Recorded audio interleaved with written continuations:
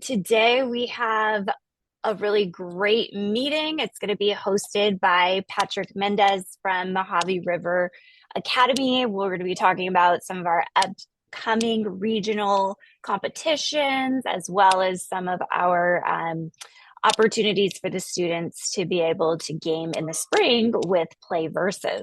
So I'm going to go ahead and drop some information in the chat so you guys can follow along with the slides. If you have any topics you'd like to talk about or have addressed during our time together, you can add that to the Q&A doc, and we will be happy to try to solve that together, put our heads together, and see what we can do to help you out. So link to the slides, bit.ly/esports PLN and January of 2026. I'm also recording this so that way we can send this out and have it just as a resource for people either who couldn't make it, or if you want to watch it again, or if you're driving and you were like, wow, they talked about something really great. I didn't quite get a chance to catch that. I need to go back. So we are recording it for those purposes. So I'm Jessica Boucher, project specialist overseeing esports.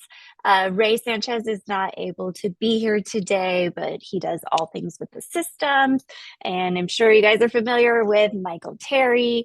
He helps out with like all of the bracketing, the equipment, hardware, jack of all trades, et cetera, et cetera. And then in our high desert region area, Rudy Villalobos does those things that Michael Terry does down here. If you have any questions or anything related to network, feel free to reach out to Kyler West here at San Bernardino County Superintendent of Schools. She can help you out with anything related to trying to get your equipment online. Today, we are doing our welcomes and intros right now. Then we're going to hear from Coach Mendez from Mojave River Academy to talk about how his program is able to contain those 4 pillars of an impactful esports program. We're going to hear from Josh and Shima about PlayVS, the upcoming spring season, some of the cool training opportunities they have, all of the wonderful resources that are provided come together to provide us with what we need and remove barriers. Coach's Corner, just want to get some input from the room for what you'd like to see for the 26-27 school year. I know we just got to 2026 and we're already planning for the next school year, but we are already, talking to PlayVS about our contract and things like that. So we really want to make sure that we are providing what is needed and what your students would be interested in, what works for you guys. So definitely want to get some feedback for that. Then we'll talk about anything that shows up on that Q&A form. And there's some slides at the end for upcoming events and opportunities. So if you guys if we don't necessarily get to talk about them, they are on the slides. So our website is updated with the information for the spring season. We also added information for the West End regional qualifiers that took place in December. So just check out our website. We work hard on it, hard keeping it up to date and all of that cool stuff. So just give it a little peruse. We did have our West End regional competition. It was hosted by Upland High School on December 13th. We had a really great turnout, especially middle school. Middle school showed up, parents showed up. It was a really great event. Upland High School had student volunteers there who just brought energy, great kids, mentoring the middle school kids. So I just really appreciate all the help, the way it turned out. And couldn't have asked for a better event and the engagement from all of the families that showed up and the students. So there is a video there. I hope that my sound is playing. I think it's about a minute. So we'll do our little slideshow video.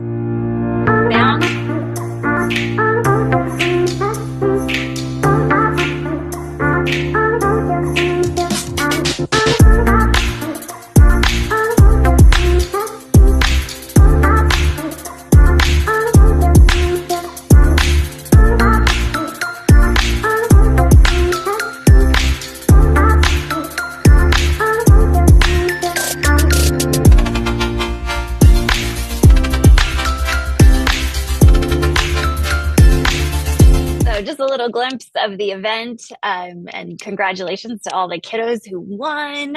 I think they had a good time. So that was our first regional qualifier.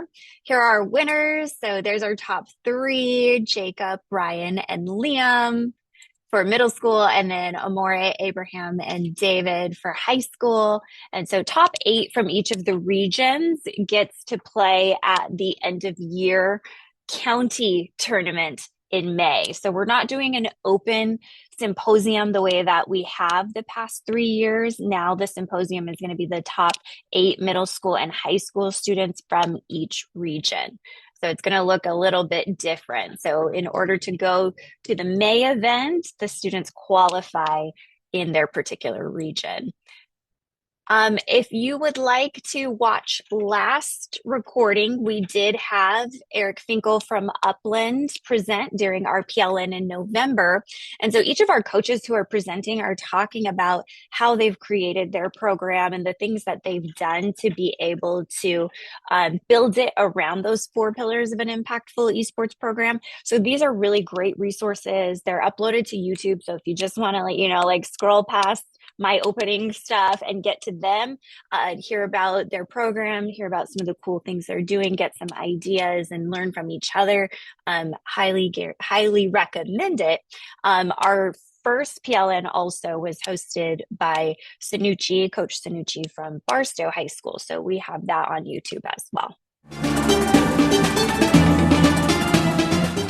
So today we are going to hear from Coach Mendez, Patrick Mendez at Mojave River Academy. He hosted the first annual February Face-Off last year. It was a very successful, fun event, and they're doing it again this year. So he's got that program already starting traditions and things that the students are looking forward to. Has his faculty on board. Last year, superintendent showed up. So making some waves with esports there at Mojave River Academy. And so I will turn it over to him to talk about all of the cool things that are going on there. And whatever he says, just like multiply that by like 10, because I know he does a lot and he's probably not going to, talk about all the things he does, but he definitely puts in a lot of work, time, and effort. So thank you, Coach Mendez, and I'll go ahead and turn it over to you. All right, thank you so much. Yeah, so we have, well, we have a program that is just absolutely exploded over the last year, right? We just started last year, and I my my situation is a little different than what a lot of you um, have. I don't teach in a traditional classroom. I teach at an independent study school. We have a center, and we actually have 12 centers that we within Mojave River Academy. So last year we just started at West Victorville with one kid playing remotely from Fontana, from our Fontana Center. And now we are expanding to all 12 centers. So don't have all 12 centers up and running just yet, but that's where we're going. Um, this year, just wanted to kind of showcase my kids, right? This is last year at the symposium.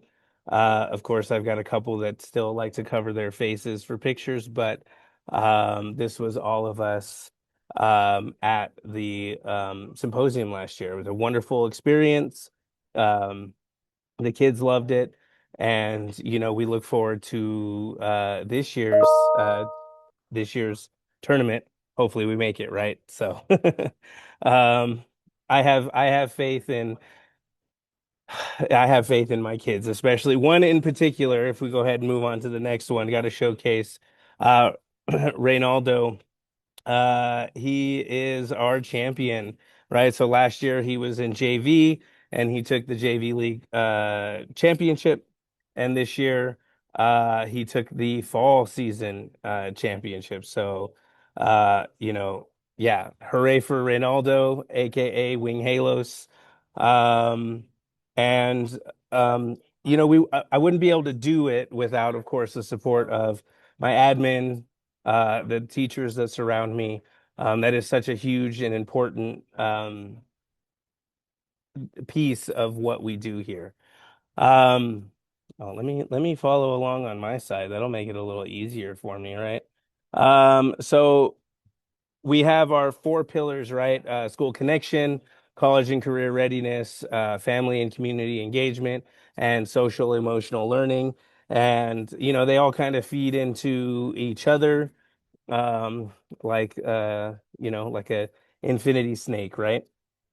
Um, so school connections, right? One of the things that we do here, kids only come in to see me for an hour, right? They come in for their appointment, and then usually they kind of they take off after that, and I don't see them again until the next week.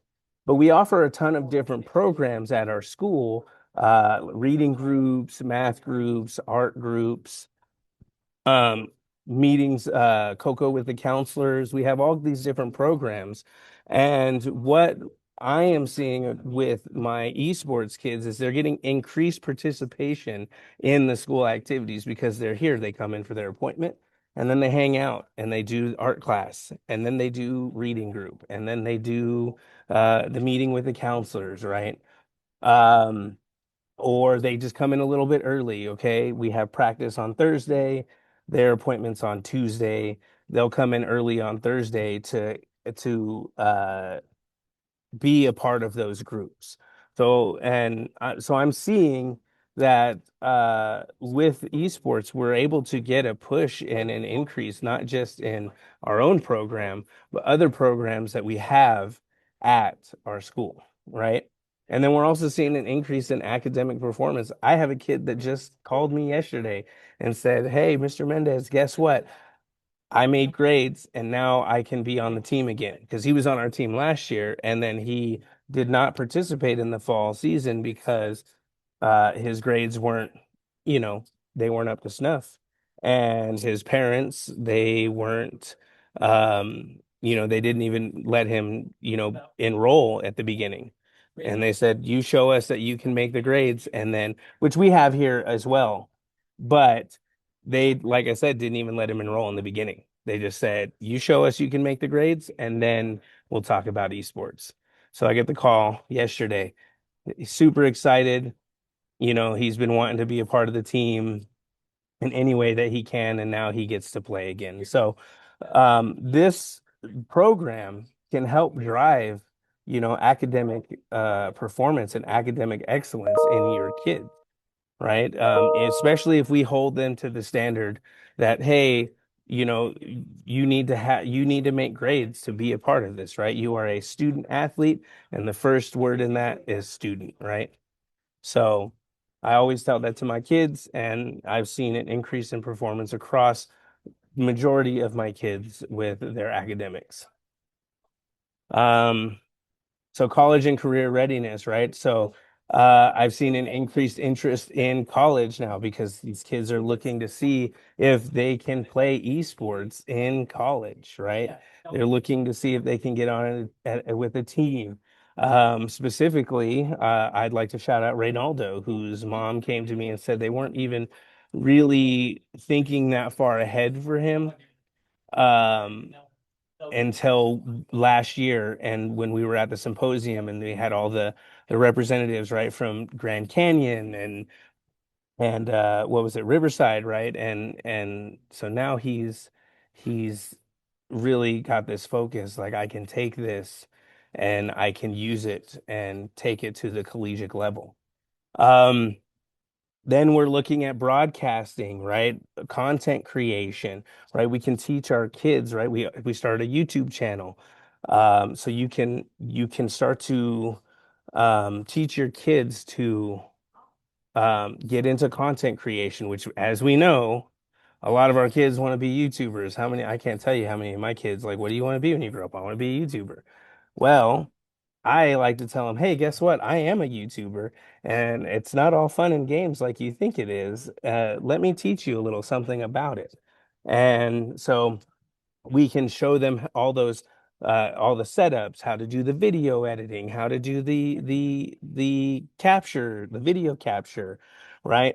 And with broadcasting, this is something I actually learned last week at the FETC conference. Um, you can actually even take it one step further. And if you get the right equipment, it's a little pricey, but if you get the right equipment, you can start teaching your kids through content creation the broadcasting standards that they use at television networks. So now they're getting their content creation, and now they're also getting how to use industry standard broadcasting equipment that they will be ready to go right when they graduate from high school. Like they have the experience in, running a broadcast or running the equipment. So and then, of course, video editing being a part of that too, because there are people who that's all they do is video edit, right? Content creators, your favorite YouTuber, your favorite Twitch streamer. Guess what? A lot of those, they don't do their own video editing because they get to the point where they're creating content all the time. They don't have the time for that. So, guess what? They subcontract that out to other people. And so we can teach our kids how to do all of these things and just give them a whole suite of skills, all cycling back into esports, right out of high school. Um, and then social, still won't show their faces. I had to shout that out. So these kids, in this particular, this is one of the counselors programs that they do. And these kids were here for that. Um, and they still didn't want to show their faces in the picture, but they're making new friends, right? I have kids that are connecting with kids from other centers and they're exchanging phone numbers and they're wanting to hang out and play games over the summer, right? And they're learning how to deal with failure, right? When they lose for the first time, they're learning how to cope with that and how to turn that failure into a learning experience and a positive. Um, and then again, they're just engaging with not just the counselor activities, but all the other activities that we have. So we're seeing, especially for us in our center, um, they lose that social aspect because they're meeting with me one at a time, right? I don't have a classroom full of 30 kids. So this is something that's been very impactful for us because now we are seeing our kids having more of those social interactions that they're missing out on by coming to a school that's like ours. Um, Excuse me. And then family and community engagement, right? So um, we have in-person tournaments, IRL events, right? Like February Face Off, right? It's a wonderful opportunity for families to come and see their kids perform. We also have an in-house one that we do. We call it May Mayhem. And May Mayhem last year was a staff versus students tournament. This year, depending on how things unroll with all of our centers, we might just do like an inter-center, right, competition where it's just going to be Mojave River, West Victorville versus Fontana versus, right. Um, and so we are going to be doing that again, and that's another opportunity for families to get involved and come and see what their kids are doing, right? And another opportunity with that is to start a streaming channel. We do YouTube. I recommend YouTube over Twitch just because Twitch, when you go to their homepage, they have the top streamer just blasting right on the top, and you have no idea what they're going to be saying. And I can tell you when I went to go look into this here at the school, I went to Twitch and the it popped up and the first thing out of this guy's mouth was wildly inappropriate.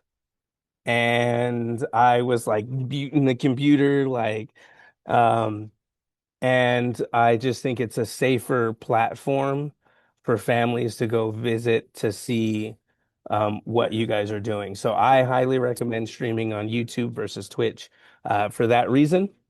But it also gives us an opportunity to show our families what our kids are doing because we don't have an arena like a football stadium or a basketball gym, right? A gym where matches are hosted and families can come and see what their kids are doing, right? A lot of families, they believe, right? A lot of them see their kids as though they're just playing video games at school or after school or whatever. It's a fun little program, but they're just playing games. And we want to showcase that it's not just playing games, right? This is fierce competition. This is, you know, they're competing at the level that you would see any other athletic program at a school compete. And one way we can showcase that is by having, um, a streaming channel on YouTube where they can go watch their kids compete. And then I have open practices. So there's a lot of times during practice that I have a few families come and they sit in and they watch us drill and they watch us, do that stuff. And they get a sense that, oh, they're not just playing games. He's like running them through a drill. He's having them do this exercise, and they get to see that it's more than just playing games. And like I like to tell them, life is a game, but esports is serious. And then I just wanted to showcase for you guys, I made a little video last year at the end of the year, so some of you might see yourselves in some of these pictures. But this is just a little video to showcase what our year was like last year. So cue the 80s, quintessential 80s montage. So something I'd like to point out about that video is that if you noticed our room, so we don't have a ton of space. So our room doubles as triples, quadruples as everything else. They hold meetings in there. We hold IEP meetings, we hold advocacy meetings, we hold the picture of the counselors event that I showed was in that room. So there's storage, as you can see, underneath those tables. So um, if you don't necessarily have the space you think you need, I promise you, you can make it work. Where there's a will, there's a way, right? So we make it work. Um, and you just might have to be okay with being stacked on top of each other for a little bit. Um, but we don't have what you would think is like a dedicated space for that. We share that space with the rest of the center. So we excuse me, um we like to I just like to point that out. So if you think you don't have the space, I think just reevaluating that mentality and trying to find a way to make it work, I think you'd be very surprised at what you could come up with. Um, And then, of course, just a little plug for our channel. You can find us on at youtube.com/at MRA Esports. Right now, we don't have a whole lot up because I use my personal equipment to record. But hopefully, within the next couple weeks, our shipment gets here with the school's equipment, and we can start, showcasing practice and our matches, and yeah, it'll be a lot of fun. Look forward to broadcasting this season. And then of course, February face-off and HD qualifier, right? So this is the qualifier um for uh for the symposium at the end of the year, right? High desert. Yes. Yeah, the high desert qualifier. It's going to be on the 21st of February from 9 to 2. So 9 o'clock starts the registration process, just getting everybody in. making sure we, fill in the gaps for the brackets if somebody's missing, whatever and whatnot. And then we will go until 2 o'clock. And we will crown our champion of the face-off. It's at Riverside Prep Gym. That's at 19900 National Trails Highway in Oro Grande, 92368. And if you have any questions, of course, you can email me at pmendez@mojaveriver.net. And there's a link there, the bit.ly, right? bit.ly/faceoff25. You can also, if you have that flyer emailed to you, or you would like it emailed to you, you can let me know. But there's a QR code on that flyer. You can scan that QR code and register easy peasy. Should be a lot of fun. I'm looking forward to it. It's gonna be great. We'll just quickly run through the CIF stuff because registration did close, but it's underway. Started this week. It'll run through the spring. If you have kids that are already enrolled, a lot of exciting things happening there. Hopefully your kids can earn a banner and a state championship for your school. And if you want to access any more of that information, I'll drop a link in the chat real quick for CIF Esports.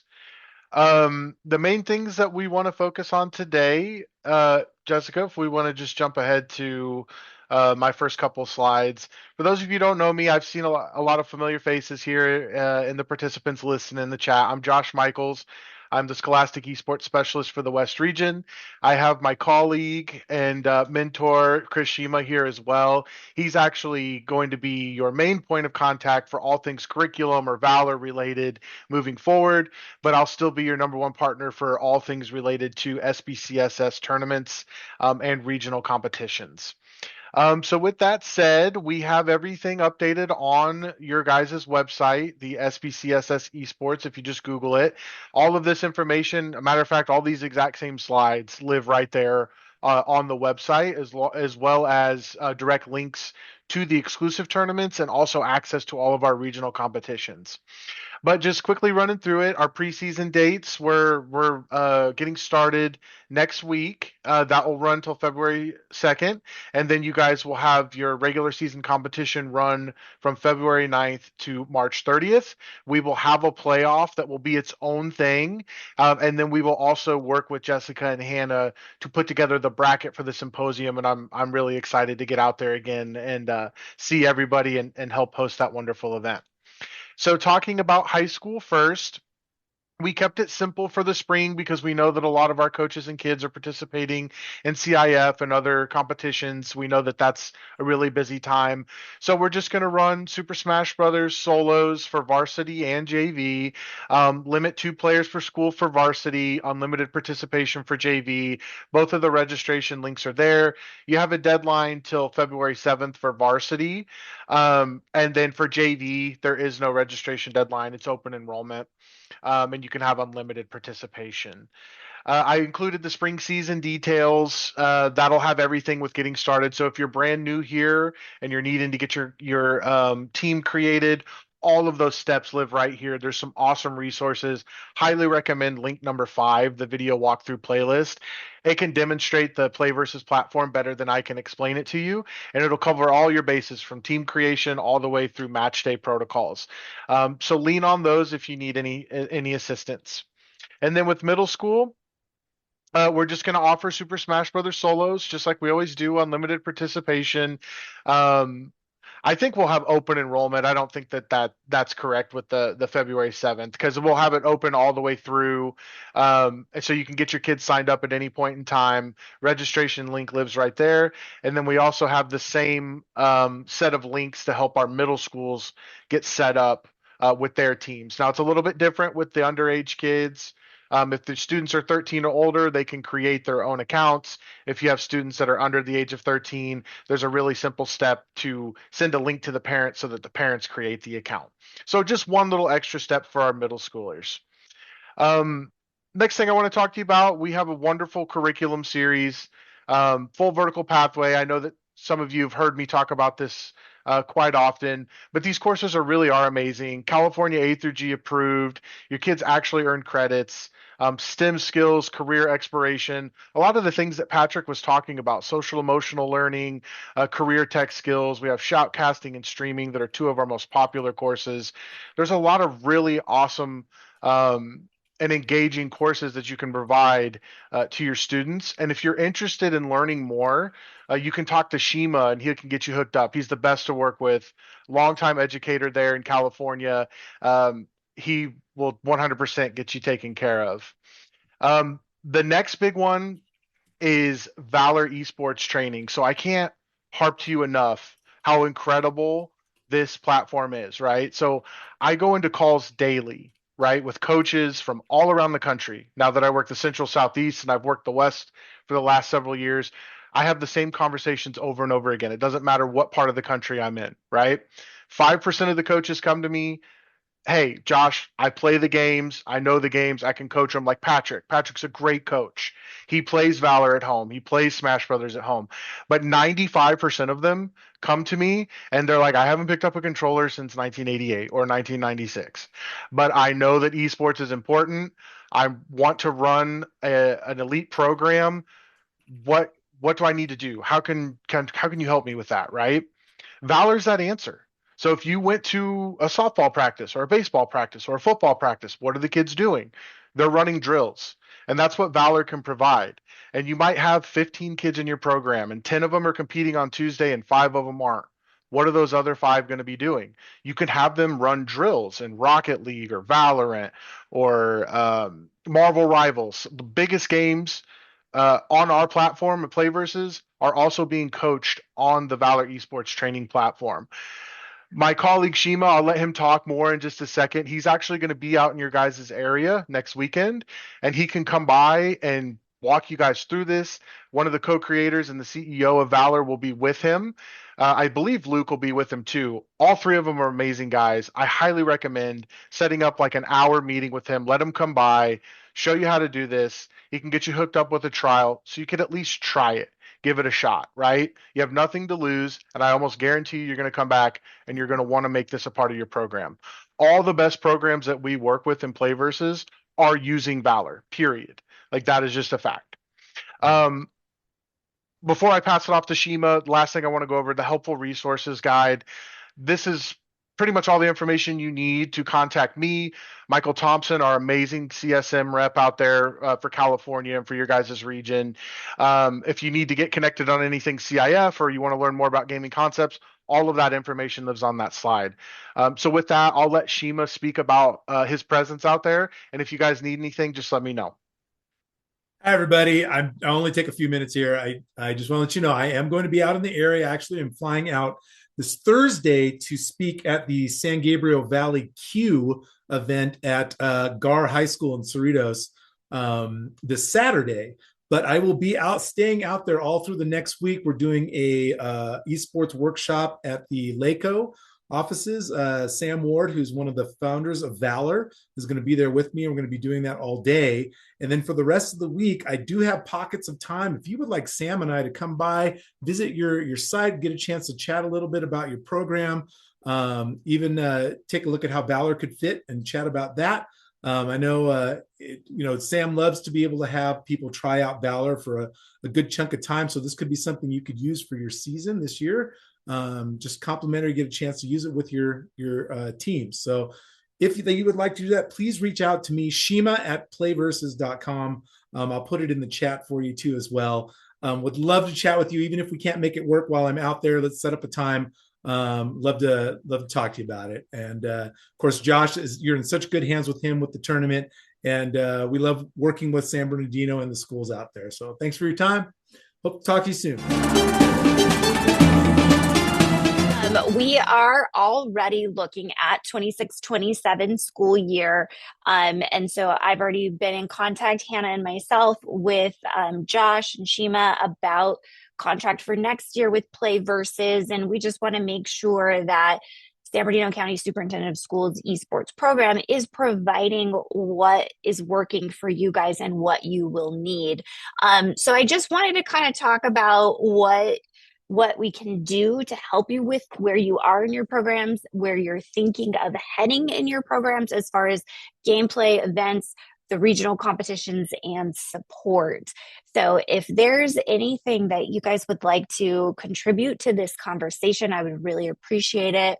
I want to open it up first with gameplay, because as we've been working with PlayVS, we're trying to get high school and middle school games that are, first of all, team-based. So yes, we've had success with Super Smash Brothers, but we're wanting to get that team atmosphere for esports programs, so the students get that experience of what it's like to have someone else like count on them.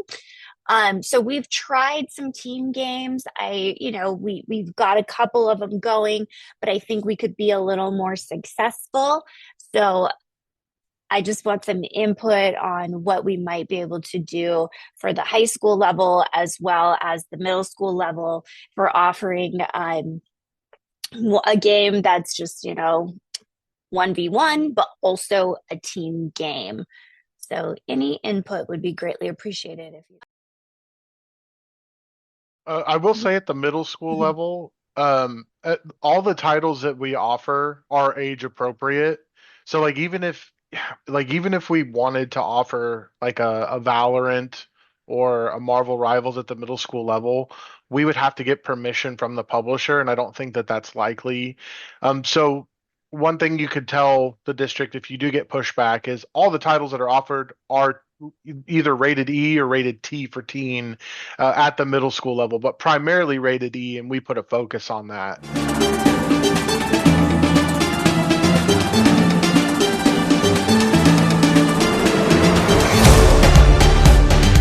Part of the conversation that I had with the kids was how the performance of the entire team would affect the rest of the team. Because the thing about these video games, at least with Smash Bros, from what I saw, is it's very much I'm gonna perform well or I'm gonna practice so that I can perform well so that I can make it to the top. But the conversation isn't really, well, how can I support the other people on my team? Because with other sports, say football or soccer, one person, it's very difficult for that person to win the entire game if the rest of the team isn't keeping up or, supporting the rest of the team. And so I always kind of imagined that tournament for, middle and high school students would be more, I guess, let's say points based, where every victory that every person in the team gains is a point. And so it's not just about the person themselves winning. It's, okay, let's try to get as many members of the team winning. So if one person is struggling with a certain skill, the rest of the team is going to want to help out to make sure that person has that skill and increase the entire team's chances of winning overall. That's how I kind of saw things going. Another thing that I noticed going up to Barstow is that the other high school from Fontana that went up with us, we didn't see them as our competition. We saw them as our allies. Us together are representing Fontana, our city. And I don't know if that's something that will change in the future as the programs finally grow as big or maybe even bigger as the other sports. But at least right now that we're starting off, since it seems like not all of the schools, at least within my school district, are kind of on the same page, because we still have kind of low numbers.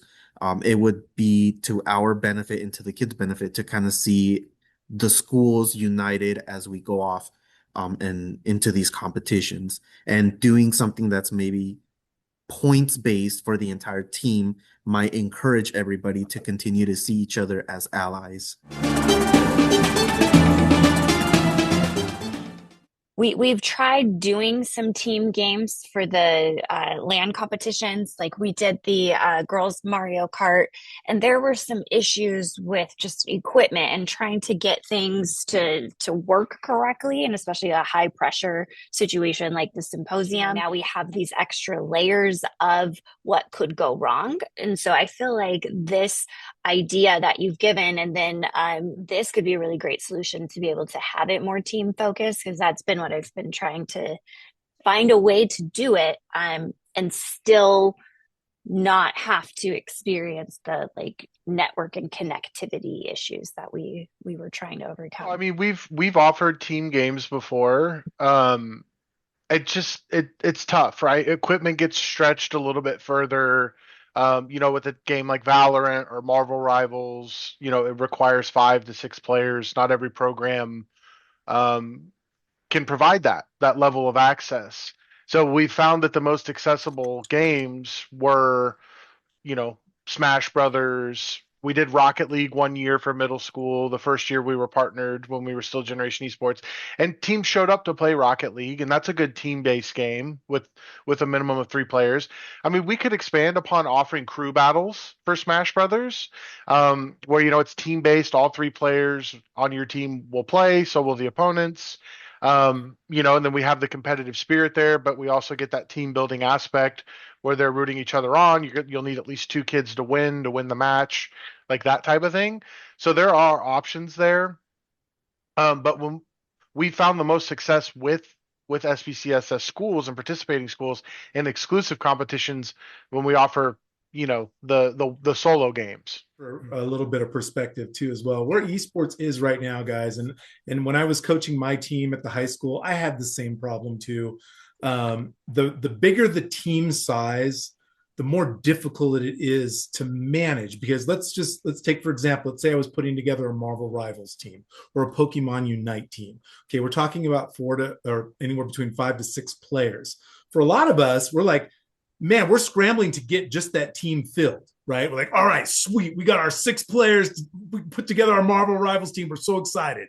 You have your match, and then all of a sudden you get the student, Mr. Shima, I can't be there for the match this week because I have an orthodontist appointment and my mom's not going to let me miss it.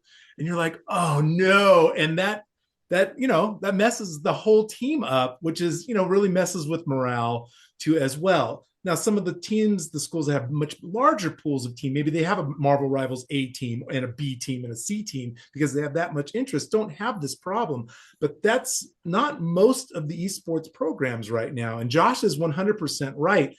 Esports in a lot of ways is like the tennis team, where you have great matches with singles and doubles, but you don't see, teams of 4 or 5 on a tennis team playing a match. It's just kind of the makeup of where we are right now. Now, as esports evolves, and we're at the mercy of what the game developers put out too as well. We have something to consider. It's like, come on, we really need a good 3v3 game. Game developers, please put something else out there.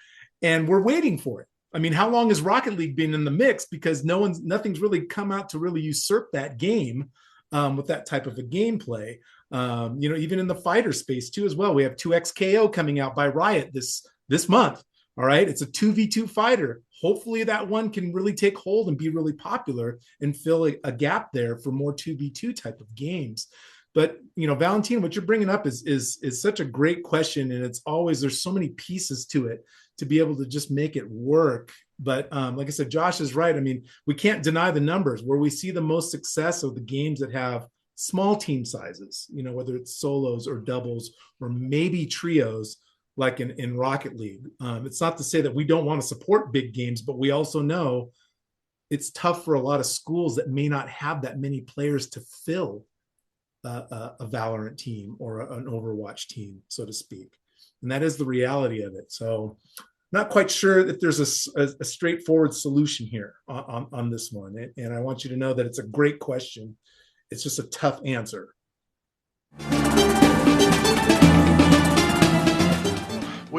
We're waiting on the publisher, right? We did offer it over the last couple of years, but everything that we do official partnerships with the publishers of the titles. And we got hung up with them going into late last summer, the beginning of the school year. We're still working with them. We want to offer it. We know it's a popular title, but currently, like, we can't bring it to the spring right now. But perhaps over the summer it could be an option. But I don't want to make any promises because I'm not in on those conversations. That's just what I'm being told.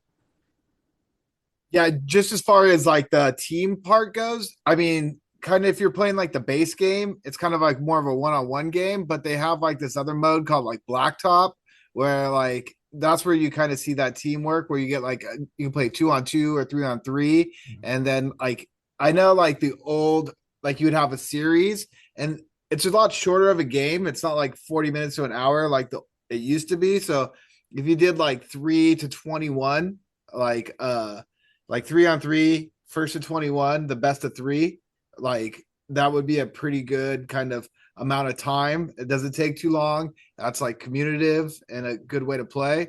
I don't know if you guys know of the league called the Big Three. So it's kind of like what they're doing in basketball with like Ice Cube and his league.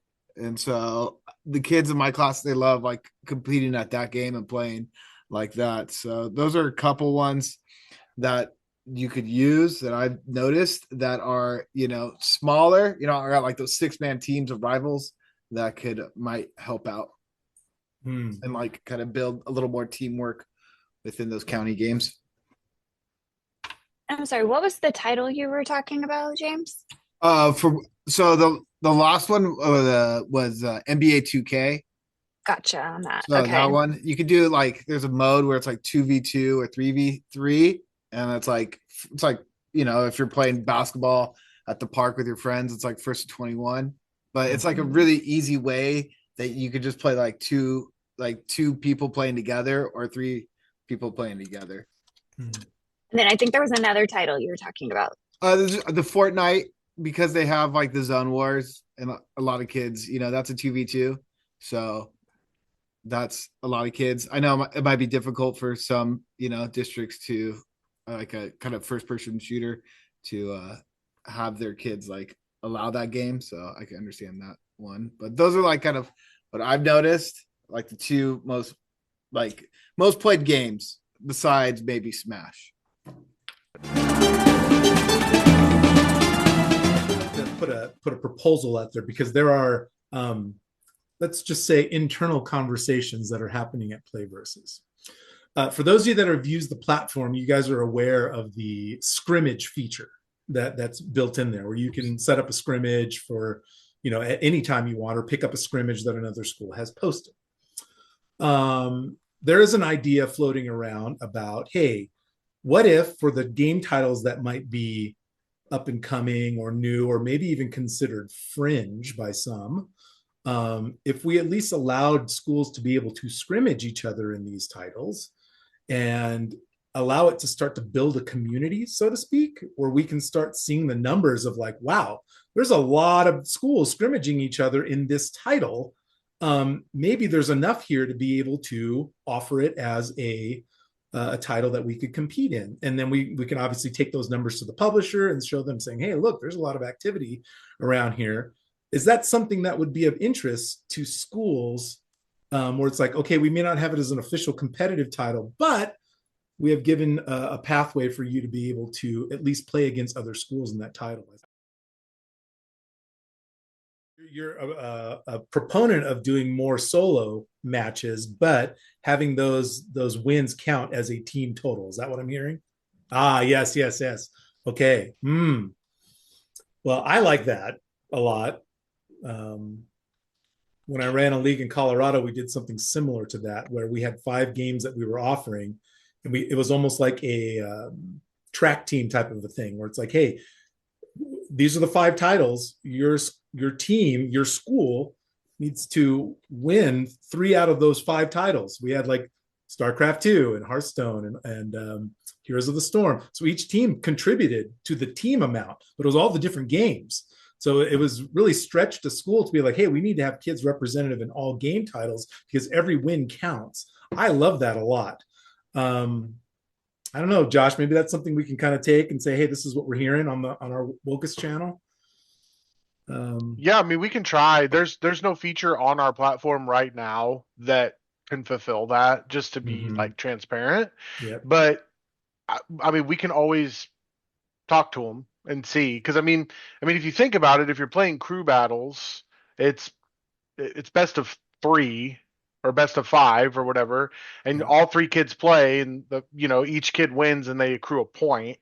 Yeah, I mean, we can bring that up, but like currently right now, like just transparently, like we couldn't build that right this second. But I Yeah. mean, that is a good idea. Yeah, what's really great about the dev team of the and the live ops team here at PlayVS is they're always asking us, Josh and I, and the other people that are on the team that are front facing with the school districts, is like, what are they asking for? What do they like? And they really, really care about it a lot. And we give that feedback to them, and then they kind of develop their roadmap for like, hey, what are we going to do new this year? What new things do we want to build out on the platform to meet the needs of our schools and districts that we serve? So, never think that the things that you're saying goes into the ether. It really No, doesn't. yeah, It is put in, and if there's enough movement and requests for it, things happen. We've already seen so much in just the last 6 months with the new yeah, college recruitment platform that's going to happen for high schoolers to be recruited easily by colleges now through the platform here at PlayVS, and that's big because we've gotten that for years. Like, how can I get my kid more exposed to more colleges? He's really, really good. And there really wasn't a direct way to be able to do that where college can have eyes on the performances of the top players. And now that's happening. Okay. And that's a big one for both the players and for colleges too. Frankly, they both benefit. You'll hear more about that platform soon in upcoming months, by the way, if you're teased there.